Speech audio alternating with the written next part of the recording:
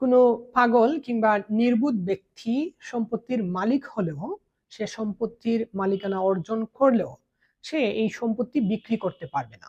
তবে এই পাগল কিংবা নির্বোধ কিংবা মানসিক রোগে আক্রান্ত কোনো ব্যক্তির চিকিৎসার জন্য বা ভরণ পোষণের জন্য বা তার কল্যাণের জন্য কোনো সম্পত্তি বিক্রি করতে হলে তার সমাধান কি?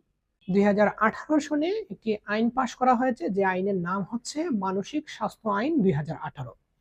এই মানসিক স্বাস্থ্য আইন ২০১৮ এর ২১ ধারায় বলা হয়েছে, যদি কোনো ব্যক্তি পাগল কিংবা মানসিক রোগে আক্রান্ত হয়ে থাকে, তাহলে তার শরীর এবং সম্পত্তির অভিভাবক হবেন তার পিতা অথবা মাতা।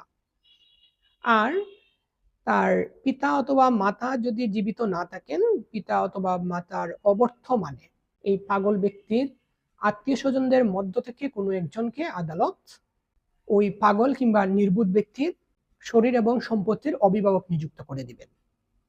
তো অভিভাবক নিযুক্ত হইলে ওই পাগল কিংবা নির্বোধ কিংবা মানসিক রোগে আক্রান্ত ব্যক্তির কল্যাণের জন্য, তার ভরণ পোষণের জন্য বা তার চিকিৎসার জন্য আদালতের অনুমতি নিয়ে তিনি এই সম্পত্তি, যিনি অভিভাবক নিযুক্ত হবেন, তিনি এই পাগল কিংবা নির্বোধ ব্যক্তির সম্পত্তি বিক্রি করতে পারবেন।